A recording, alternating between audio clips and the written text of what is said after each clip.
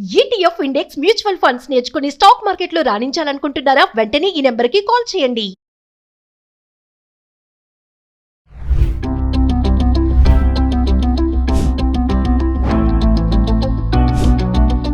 నమస్తే, welcome back to Suman TV. ప్రస్తుతం మనతో పాటు ఉన్నారు పబ్లిక్ స్పీకర్ రజనీ రమ్మ గారు. నమస్తే మ్యామ్. నమస్తే నవీన. మేడం, ఇప్పుడు ఆడపడుచు అంటే చాలా ఇంపార్టెన్స్ అంటారు కదా. ఇప్పుడు పెళ్లిలో చూసుకుంటే ఆడపడుచు అయితే పెళ్లి కొడుకుని చేపిస్తారు. ఎందుకు అసలు అంటే తనకు ఎందుకు అంత ఇంపార్టెన్స్ ఇస్తారు అంటే ఒకసారి అంటే ఆడబడుచుతోనే పెళ్లి కొడుకుని చేయించడం అని కాదు. ఇప్పుడు ఇంట్లో ఏ శుభకార్యం అయినా కూడా ఆడపిల్లని పిలుస్తారు. ఎందుకు అనంటే పెళ్లి చేసి పంపించేసాం కాబట్టి ఇంకా మాకు సంబంధం లేదు అని అనుకోకుండా ఎప్పుడు వస్తూ పోతూ ఉండాలి, ఉండమ్మా అనే భావన అనమాట. ఎందుకంటే ఇప్పుడు ఇద్దరు ముగ్గురు పిల్లలు పుడతారు, అబ్బాయే ఇక్కడ ఉండాలి అమ్మాయి వెళ్ళిపోవాలంటే అది ఒప్పుకుంటారా? ఆ తల్లిదండ్రులు ఒప్పుకోగలరా? మనసు ఒప్పుకుంటుందా? ఈ పిల్లల మనసు ఒప్పుకుంటుందా? అదేంటి బంధం. ఆ బంధం అనేది ఎంత పెళ్లి చేసుకుని వెళ్ళినా, పెళ్లి చేసి పంపించినా ఆ బంధం అనేది ఏం మారిపోలేదు. విషయం మారింది అంతే. రిలేషన్ ఎక్కడ మారింది? ఎప్పుడూ ఆ ఇంటితో సంబంధం ఉంటూనే ఉంటుంది. కాకపోతే ఏంటంటే పెళ్లి చేసుకుని అక్కడికి వెళ్ళావు కాబట్టి అక్కడ విధులు నిర్వర్తిస్తూ ఉండాలి. అప్పుడప్పుడు పండక్కి పబ్బానికి ఇక్కడికి కూడా వచ్చి ఇక్కడ కూడా పార్టిసిపేట్ చేసి ఆనందాన్ని పొందటం అన్నమాట. సో ప్రతి శుభకార్యానికి కూడా ఆడపిల్లల్ని ముందుగా పిలుస్తారు.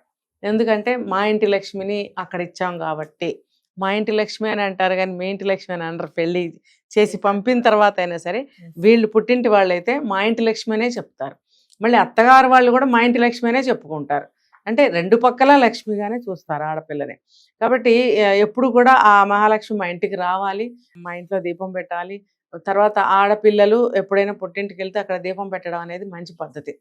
ఎందుకంటే చిన్నప్పటి నుంచి పెట్టే ఉంటారు అక్కడ. ఒక్కసారిగా అది లేదు అనంటే ఆ ఇంట్లో ముఖ్యంగా తల్లికి చాలా బాధ అనిపిస్తుంది. మా పిల్ల ఉంటే చక్కగా కళకళగా తిరుగుతూ ఉండేది, దీపం పెట్టేది చక్కగా అనేది గుర్తుకొస్తూ ఉంటుంది వాళ్ళకి. తర్వాత మా ఇంటి మహాలక్ష్మి అని అనుకుంటాం కాబట్టి దీపం పెడితే ఇంకా శుభం అని చెప్పి తల్లిదండ్రులు అనుకుంటూ ఉంటారు. ఇది ఒకటే కాదు, ఏ శుభకార్యం అయినా సరే ఇంటికి ఫస్ట్ పిలుస్తారు. రెండమ్మ మీరు రావాలి, మీ చేతుల మీదుగా జరగాలి. అలాగే అన్నదమ్ములు ఉన్నారు, అన్నదమ్ములు ఉన్నప్పుడు కూడా ప్రతిదీ నీ చేతుల మీద చేయాలమ్మా అని అంటారు. ఈ ఆడపిల్లకి ఏంటంటే ఎంతో సంతోషము, నేను లేకపోతే అక్కడ ఆగిపోతుంది అన్నంత ఆనందం వచ్చేస్తుంది. వచ్చేసి ముందుగానే పుట్టింటికి వెళ్ళిపోవాలి. అరే ఎందుకు ఇంకా చాలా టైం ఉంది కదా అని భర్త ఎవరన్నా అంటే కూడా అబ్బాయి లేదు నేను లేకపోతే అసలు పుల్ల కూడా కదలదు, అక్కడ నేను వెళ్ళాల్సిందే, నా కోసం వెయిట్ చేస్తారు, నేను వెళ్ళి ఇప్పుడు అన్ని చూడాలి అని ఎంతో ఆనందంగా వస్తుంది. అంటే ఏంటంటే అంత స్వచ్ఛమైన మనసు ఉంటుంది, అంత నిస్వార్థపూరితమైన మనసు ఉంటుంది, అన్నీ నేనే చేసి సక్సెస్ చేయాలనే ఒక ఆతృత ఉంటుంది. కాబట్టి ఆ స్వచ్ఛమైన మనసు ఇంకెక్కడ దొరకదు. అంటే ఇప్పుడు రోజులు మారిపోయాయి, పరిస్థితులు, మనస్తత్వాలు, ఉద్దేశాలు కూడా మారిపోయి కొంత సంకరమైన మాట నిజమే, కానీ అది ఒరిజినల్ చెప్పుకోవాలంటే ఇది. అలా వచ్చి నిస్వార్థంగా స్వచ్ఛమైన మనసుతో పుట్టింట్లో అన్ని చేసినప్పుడు, ఆ శుభకార్యాన్ని చేసినప్పుడు అంతా కూడా మంచే జరుగుతుంది అని ఒక సెంటిమెంట్ కూడా ఉంటుంది అక్కడ. ఏడుపు మొహాలలో వచ్చి లోపల తిట్టుకుంటూ, ద్వేషిస్తూ, అసూయపడుతూ పైకి అక్షంతలు వేస్తే అది శుభమా మనకి చెప్పండి? ఇప్పుడు ఎలాంటి వాళ్ళతో ఆశీర్వాదం తీసుకోవాలి అనేది ఉంది ఒక టాపిక్. అదేంటనంటే వాళ్ళ మనసు మంచిదైతే, వాళ్ళు ఒక్కొక్కరికి ఏదన్నా వంకర ఉంటుంది, అది దేవుడిచ్చిన ఏమంటారు శాపం అనుకోవాలి. మనం ఏం చేయలేము, అందరికీ అన్ని అవయవాలు సరిగ్గా ఉండవు. మరి వాళ్ళు ఎప్పుడు నిత్యం బాధపడుతూ ఉంటారు. లేకపోతే ఎవరైనా ఒక యాక్సిడెంట్ అయ్యి పడుంటారు, కాలుకి దెబ్బ తగిలో ఇంకోటో, లేకపోతే 10 రోజుల నుంచి వారం రోజుల నుంచి జ్వరంతో పడుకుని ఉంటారు. వాళ్ళ దగ్గరికి వెళ్ళి దీవించండి అంటే వాడు ఏమైనా ఆశీర్వదిస్తాడు?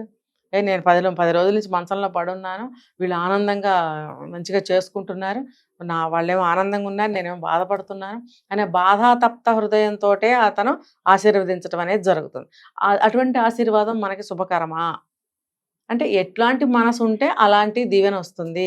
ఎట్లాంటి మనసు ఉంటే అటువంటి మనసుతోటి వంట చేస్తే ఆ వంట కూడా మనకి వికటిస్తుంది, మనకి తినలేము, తిన్నా కూడా ఏదో కడుపులో బాధ కలుగుతుంది అనేది ఉంది. కాబట్టి ఎటువంటి మనసుతో మనం ఏ పని అయితే చేస్తామో అటువంటి రిజల్టే వస్తుంది. కాబట్టి ఇంటి ఆడపిల్ల అనేది నిస్వార్థంగా నా నా నా 30 ఏళ్ళు అక్కడ కాపురం చేసినా ఇది నా అంటుంది. అట్లాంటి మనసు ఎక్కడ ఎవరి దగ్గర దొరుకుతుంది? అసలు ఉండదు, ఎవ్వరికి ఉండదు, ఒక కూతురికి తప్ప. కాబట్టి ఆ ఆడపడుచుని పిలుస్తారు, ఆ అమ్మాయితోటి అన్నీ చేయిస్తుంటారు. తల్లే చేయిస్తే తల్లి కంటే మించింది ఏముంది? కానీ ఆడపిల్లతోటి నువ్వు చేయమ్మా నువ్వు చేయమ్మా నువ్వు చేయమ్మా అని అన్ని అమ్మాయిలకి ఇస్తారనమాట. అంటే రిలేషన్ కట్ అయిపోలేదు, నువ్వు వస్తూ అదే ఉండాలి, వెళ్తూ చెప్తున్నా, ఉండాలి అని చేయిస్తారు. చెప్పడానికి. నీకు ఈ ఇంటితో ఎప్పటికీ సంబంధాలు ఉంటాయి, ఉండబట్టే కదా ఇప్పుడు పిలిచి నీతో చేయిస్తున్నాము. ఇన్ ఫ్యూచర్ కూడా ఏది జరిగినా సరే మా అమ్మాయి వస్తే బాగుండు, మా అమ్మాయి రావాలి, మా అమ్మాయిని పిలుస్తున్నాము, మా అమ్మాయి వస్తుంది, ఇలాంటి మాటలు పుట్టింటి వాళ్ళ నోట్లో వినపడుతుంటాయి చూడండి. ఎందుకంటే అహర్నిశలు ఎప్పుడు కూడా తల్లిదండ్రుల మనసులో ఆడపిల్లలు మెదులుతూనే ఉంటారు. పెళ్లి చేసి పంపాలి కాబట్టి పంపిస్తారు, కానీ వాళ్ళ మనసులో అదే భావన ఉంటుంది. నువ్వు ఎప్పుడు ఈ ఇంటికి చెందిన దానివే, కాకపోతే నువ్వు ఒక వంశాన్ని ఉద్ధరించాలి కాబట్టి, ఒక కుటుంబాన్ని నువ్వు ఉద్ధరించాలి కాబట్టి నిన్ను అక్కడికి పంపించాము అని చెప్పడానికి మాత్రమే పెళ్లి చేశాం, కానీ నువ్వు ఇక్కడ అమ్మాయి కాకుండా పోవు అని చెప్పడానికి కూడా. చూడండి, ఆ ఉన్న 4 రోజులు కూడా అంతా నాదే అని తిరుగుతుంది ఆడపిల్ల.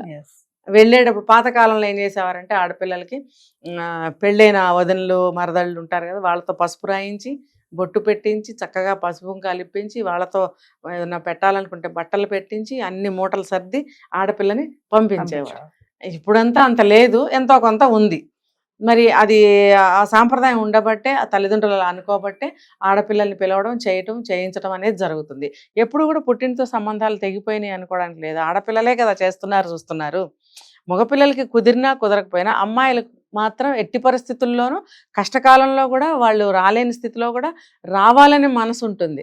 అంత కష్టంలో కూడా వచ్చి చేసే వెళ్తుంటారు. వీళ్ళకి ఏది మంచైనా, ఏదైనా సహాయమైనా, సేవైనా, పనైనా పాపం వచ్చి చేయాలనే చూస్తారు. కాబట్టి ఎందుకు వీళ్ళు కూడా అలా ట్రీట్ చేశారు, నువ్వు ఎప్పటికీ మా ఇంటితో సంబంధం నీకు తెగిపోదు. ఈ అమ్మాయి కూడా అనుకుంటుంది నాకు ఎప్పటికీ సంబంధం ఉంటుంది పుట్టింటితో. ఉంటుందని అనుకోవడం కాదు, ఖచ్చితంగా జెన్యూన్ ఉంటుంది అంతే. అంటే సుఖంలోనే కాకుండా కష్టం వచ్చినప్పుడు కూడా ఆడపిల్ల అనే వాళ్ళు ఉంటారు. ఆ ఇంట్లో పుట్టిన అమ్మాయి కదా, వాళ్ళందరూ రక్త సంబంధికులు కాని వాళ్ళ ఇంట్లో జీవితకాలం నాది అనుకుని ఉంటున్నావే. రక్త సంబంధికుల మధ్యన నాది కాదు అని ఎలా అనుకుంటాం? ఏ ఆడపిల్ల కూడా అసలు అనుకోనే పరిస్థితే లేదు. Thank you.